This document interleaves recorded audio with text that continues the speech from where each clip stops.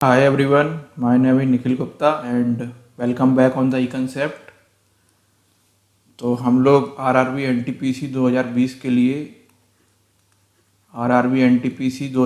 लिए एप्टीट्यूड और रीजनिंग का क्लास स्टार्ट कर दिए थे। और जो पहला टॉपिक था परसेंटेज का, उसका थ्योरी हम लोगों ने कवर कर लिया था लास्ट वीडियो में। आज हम परसेंटेज का प्रैक्टिस सेशन करेंगे और इस सेशन में हम 10 क्वेश्चनों को लगाएंगे और वो 10 क्वेश्चन पूरे आपको परसेंटेज का जो कंसेप्ट है, आपका पूरा परसेंटेज एकदम से क्लियर हो जाएगा और इसके बाहर एक भी क्वेश्चन नहीं आएगा। अगर आपने इन 10 क्वेश्चनों को अच्छे से लगाया और समझ लिया, आपको रटना नहीं है, आपने इन परसेंटेज के अगर 10 क्वेश्चन को अच्छे से समझ लिया कि इनमें किस तरीके से वेरिएशन हो रहा है, हमने वो सारे वेरिएशनों को कवर किया है जिनसे क्वेश्चन पेपर के अंदर बनता है। तो अगर आपने इन सारे ही वेरिएशनों को अच्छे से कवर किया है, अच्छे से आपने इनको समझ लिया, तो आपको एग्जाम हॉल में आपको कोई भी क्वेश्चन आएगा, आप उनको ईजिली सॉल्व कर लोगे। और उसके बाद हम आपको डेली प्रैक्टिस प्रॉब्लम देंगे, तो वहाँ भी अगर आपको कोई प्रॉब्लम आ रही है तो आप वहाँ पे हमसे पूछ सकते हैं, ठीक है। तो आज से स्टार्ट करते हैं। पहला question number 1। A salary increases by 20% and then decreases by 20%. What is the percentage change in the A salary? A की सैलरी पहले 20% इंक्रीज होती है, उसके बाद 20% डिक्रीज होती है। तो उसने पूछा है कि what is the percentage change in the A's salary, ठीक है। What is the percentage change in the A's salary, एक ही सैलरी में क्या परसेंटेज चेंज होगा। या तो एक ही सैलरी इंक्रीज होगी या फिर एक ही सैलरी डिक्रीज होगी। तो ऐसे प्रॉब्लम करने के लिए दो मेथड होते हैं। पहले मैं बता रहा हूं मेथड नंबर 1। मेथड 1, मान लेते हैं कि एक ही सैलरी है एक्स, ओके।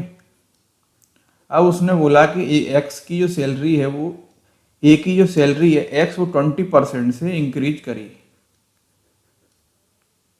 तो ये 20% से ए की सैलरी इंक्रीज करेगी तो 0.2x से इंक्रीज करेगी, तो 1.2x सैलरी हो जाएगी उसकी।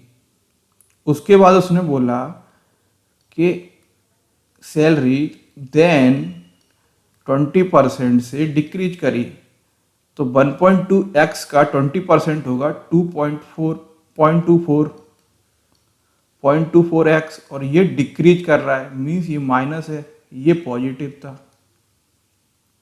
तो माइनस 0.24x 1.2x में से माइनस होगा तो ये आएगा कुछ 0.96x। ये एक की इनिशियल सैलरी थी, इनिशियल, और ये एक की फाइनल सैलरी है after the 2 changes in the salary. पहले 20% से इंक्रीज हो रहा था, उसके बाद में 20% से डिक्रीज हो रही थी सैलरी। तो उसने पूछा है पीसी कितना होगा, परसेंटेज चेंज। तो final 0.96x minus initial value x upon initial value, ठीक है। तो माइनस 0.04, और जब अपन इसको परसेंटेज में कन्वर्ट करेंगे इनटू 100, तो ये आएगा -4%। माइनस साइन यहाँ पे ये बता रहा है कि एक ही सैलरी ओवरऑल 4% से डिक्रीज की है, एक ही सैलरी ओवरऑल 4% से डिक्रीज हुई है। ये तो इसका मेथड नंबर 1 हो गया। अब मेथड नंबर 2, ठीक है। ये काफी सिंपल मेथड होगा। इसमें हम लोग मान लेते हैं कि एक ही सैलरी है 100, मान लिया 20% से इंक्रीज करी पहले, तो 100 का 20% कितना होगा, 20 रुपीज। इंक्रीज करा 20 से 120 हो गया। देन 20% से डिक्रीज कर रही है, तो 120 का 20% होगा 24, माइनस डिक्रीज कर रहा है तो माइनस, ये हो गया 96। ये हो गई फाइनल वैल्यू और ये हो गई इनिशियल वैल्यू। इनिशियल पीसी लगाओ, 96 माइनस 100 अपॉन 100, ये आपका आ गया 0.04 माइनस का, इसको कन्वर्ट कर दो तो -4%। आंसर 100 लेने से प्रॉब्लम काफ़ी इजी हो जाता है और आपको प्रॉब्लम में विजुलाइजेशन भी होने लगता है। एक्स लेने से क्या है, एक्स ये आपका बिल्कुल बेसिक से है, लेकिन ये थोड़ा एडवांस मेथड आप बोल सकते हो। जब आपको अच्छे से परसेंटेज की फीलिंग आने लगेगी तब आप 100 लेके करें, काफ़ी इजी आपको लगेगा, प्रॉब्लम इजीली सॉल्व हो रहा है ना। तो ये काफ़ी 100 लेके प्रॉब्लम काफ़ी इजीली आप सॉल्व कर सकते हो। सो अगला क्वेश्चन देखते हैं। आई होप आपको समझ में आ जाएगा ये, है ना। अगला क्वेश्चन देखते हैं। ए trader gives successive discount of 10%, 20% and 10% respectively. The percentage of the original cost price he will recover is, the percentage of original cost price he will recover is। तो मैं मान लेता हूं कि ए की डिस्काउंट से पहले की जो वैल्यू है वो 100 रुपये है, ठीक है। कोई प्रोडक्ट है उसकी वैल्यू इनिशियल 100 रुपये है, तो पहले उसका 10% से डिस्काउंट हो रहा है, 10% से डिस्काउंट हो रहा है, तो 100 का 10% होगा आपका -10 होगा, और डिस्काउंट हो रहा है तो माइनस, तो ये आ जाएगा आपका 90। दूसरे केस में क्या हो रहा है, 20 से डिस्काउंट हो रहा है, फिर डिक्रीज होगा तो 90 का 20% होगा 18, और वैल्यू डिस्काउंट है तो माइनस होगा 72। अगेन उसने बोला कि 10% का डिस्काउंट हो रहा है, अगेन वैल्यू कम होगी कितने परसेंट से, 10% से, तो 72 का 10% होगा 7.2, और ये अगेन माइनस है क्योंकि डिस्काउंट हो रहा है, तो ये आपकी वैल्यू आएगी 64.8। ठीक है, ये आपकी वैल्यू आ गई after the 3 successive discount, 10%, 20% and again 10% respectively. The percentage, यहाँ पे परसेंटेज पूछा है, नॉट परसेंटेज चेंज नहीं पूछा है, परसेंटेज चेंज नहीं पूछा है, परसेंटेज पूछा है, ठीक है। The percentage of the original cost price he will recover is, तो जो ओरिजिनल कॉस्ट प्राइस थी वो थी आपकी 100 रुपीज़, ये ओरिजिनल थी, ये ओरिजिनल थी। अब वो बोल रहा है कि आफ्टर द 3 सक्सेसिव डिस्काउंट जो कॉस्ट प्राइस है वो आ गई आपकी ये फाइनल 64.8, ये आपकी फाइनल कॉस्ट है आफ्टर 3 डिस्काउंट, ठीक है। The percentage of the original cost price he will recover is, कितना होगा 64.8 divide by 100 obtained value upon total value into 100, 64.8, ठीक है, परसेंटेज। ये इसका फाइनल आंसर होगा। अगर इसमें वो पूछता कि फाइनल डिस्काउंट कितना हुआ, तो 100 minus 64.8 equal to 35.2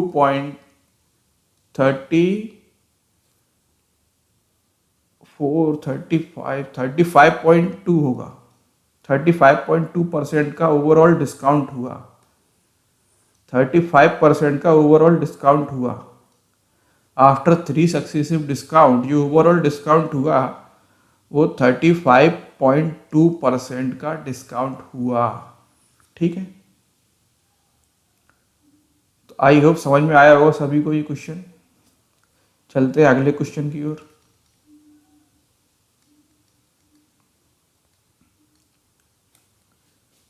question number 3, B salary is 25% more than A salary. B की सैलरी 25% ज़्यादा है ए की सैलरी से। Why what percentage A salary less than B salary. ये काफ़ी इम्पोर्टेंट प्रॉब्लम है, यहाँ पे ज़्यादातर बच्चे गलती करते हैं, इसको मार्क कर लेना। इम्पोर्टेंट क्वेश्चन है ये, और ये क्वेश्चन हर बार हर एग्जाम के अंदर आता ही है, इसको अच्छे से समझना और मार्क कर लेना। दोबारा से पढ़ रहा हूँ, B salary 25% more than A salary. By what percentage is A salary less than B salary. पहले मेरी एक बात को सुनो, इस प्रॉब्लम को ज़्यादातर लोग एक फॉर्मूला लगा के सॉल्व कराते हैं। फॉर्मूला बच्चों को याद करवा दिया जाता है, बच्चे फॉर्मूले को याद करते हैं और फॉर्मूले को लगा के आते हैं और आराम से प्रॉब्लम सॉल्व होता है। लेकिन किसी को ये फीलिंग ही नहीं आती है कि प्रॉब्लम में एक्चुअली पूछा क्या है, और अगर हल्का सा भी प्रॉब्लम पेपर हॉल के अंदर उन्होंने वेरिएशन कर दिया तो आपका वो फॉर्मूला फेल हो जाएगा। इसलिए मैंने पहले ही बोला था, हम कोई भी फॉर्मूले को यूज नहीं करेंगे, हम केवल जो बेसिक 3 फॉर्मूले, यूनिटरी मेथड, परसेंटेज चेंज वाला और परसेंटेज वाला, उन 3 ही फॉर्मूले से हम पूरा परसेंटेज सॉल्व करेंगे। तो जो लोग इस फॉर्मूले को इस क्वेश्चन को फॉर्मूले से सॉल्व करते हैं वो एक बार जरूर देखें कि इसको हम बेसिक तरीके से कैसे सॉल्व करेंगे। ठीक है, तो देखो, बी की सैलरी ए की सैलरी से 125% मोर देन है, तो मैं मान लेता हूं कि ए की सैलरी है 100 रुपीज। वही अपना पुराना वाला लॉजिक, 100 रुपीज हमने मान लिया। अब ए की सैलरी है, बी की सैलरी है ए की सैलरी की 25% ज़्यादा। ठीक है, 25% मोर है, मतलब 100 का 25% होगा तो प्लस 25 ही होगा, है ना। तो बी की सैलरी जो आएगी वो आएगी 125। अब उसने क्या पूछा है, by what percentage A salary less than B salary. अब उसने पूछा है कि अगर बी की सैलरी, ए की सैलरी अगर 100 है तो बी की सैलरी ए की सैलरी से कितने, ए की सैलरी बी की सैलरी से कितनी कम है। तो यहाँ पे देखो, यहाँ पे क्या बोल रहा है, 25% ज़्यादा है, मीन्स परसेंटेज चेंज कैसे निकालेंगे, 125 minus 100 divide by original value 100, ये आएगा नीचे, है ना। तो ये कितना उसने दिया था, 25%। पूछा उसने क्या है, ये कितने परसेंट लेस है, तो पीसी कैसे निकालेंगे, फाइनल वैल्यू, ये फाइनल है अपनी प्रॉब्लम में। अब ये ओरिजिनल हो गई, इस केस में ये फाइनल था, ये ओरिजिनल था। ठीक है, 100 माइनस 125 अपॉन 125 आएगा कि 100 आएगा,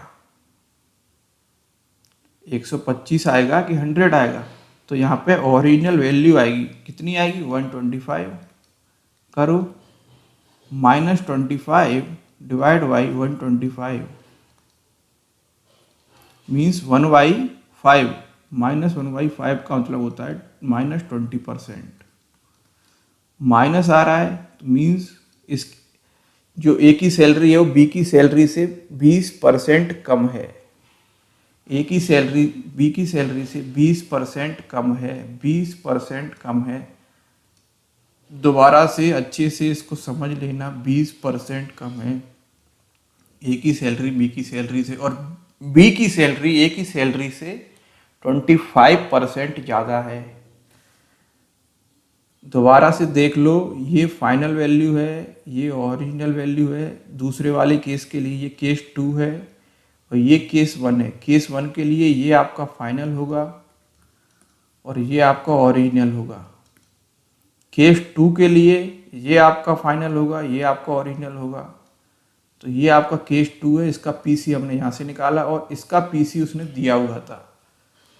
इस केस में आपको दो पीसी लगाने पड़ेंगे और वो ही प्रॉब्लम है। लेकिन जो मार्केट में लोग करवाते हैं वो क्या करवाते हैं कि एक फॉर्मूला आपको बोल देंगे, ये याद कर लो, ऐसा क्वेश्चन आएगा तो आप ऐसे फॉर्मूले को लगा देना और सॉल्व कर लेना। लेकिन कभी कभी वो फॉर्मूला फेल हो जाता है, क्योंकि क्वेश्चन में अगर थोड़ा सा भी ट्रिक आया तो वो फॉर्मूला आपका वर्क नहीं करेगा और आपका क्वेश्चन सही होने की जगह उल्टा गलत हो जाएगा और आपका माइनस मार्किंग हो जाएगा। इसीलिए मैं बोल रहा हूँ कि कोई भी फॉर्मूले को आपको याद नहीं करना है। 3 ही फॉर्मूले, परसेंटेज चेंज, यूनिटरी मेथड और तीसरा है आपका परसेंटेज का जो ओरिजिनल जो ऑब्टेन्ड वैल्यू अपन टोटल वैल्यू इंटू 100 होता है परसेंटेज का। आपको केवल ये 3 फॉर्मूले याद करने हैं, इसके अलावा आपको कुछ भी याद नहीं करना है परसेंटेज के पूरे टॉपिक के अंदर। आई होप आपको क्लियर हो गया होगा प्रॉब्लम वो। अब अपन करते हैं question number 4। In an election between two candidates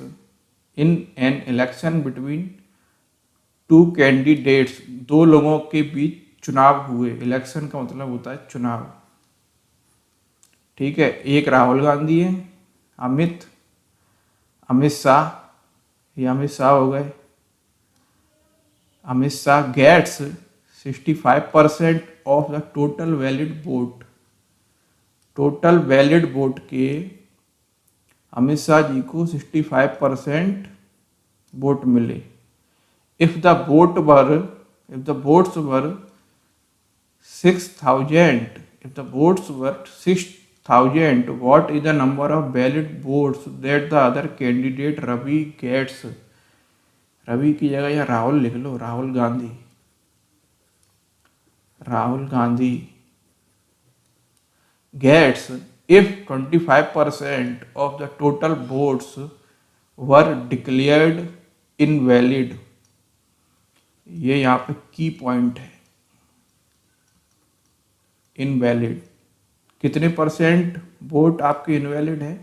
25%। Total vote कितनी है? 6,000। इसका 25% कितना होगा? 25% 1500 है ना।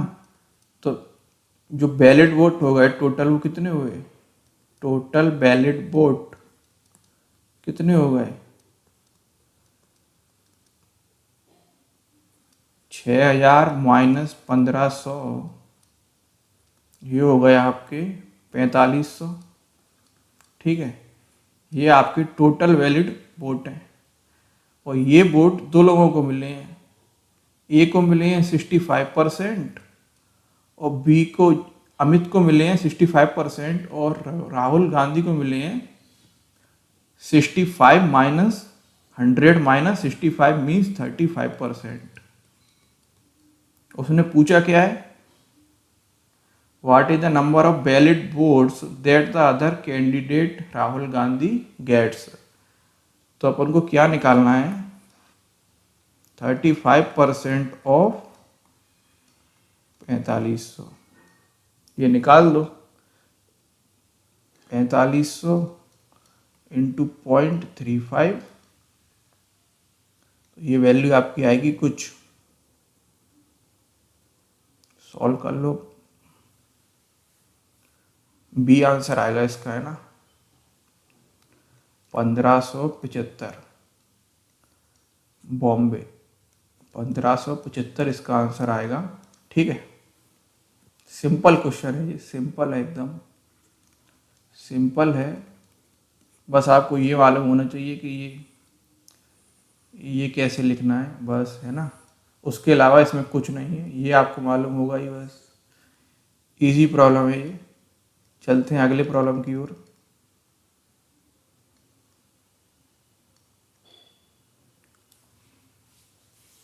ये भी अच्छा प्रॉब्लम है, एक अच्छा गुड क्वेश्चन, इम्पोर्टेंट है, इम्पोर्टेंट प्रॉब्लम है। इसका भी लोग फॉर्मूला याद करवाते हैं बच्चों को, इसका भी लोग बच्चों को फॉर्मूला याद करवाते हैं कि इस फॉर्मूले को याद कर लो, ये प्रॉब्लम आएगी तो ऐसे लगा देना क्वेश्चन के अंदर।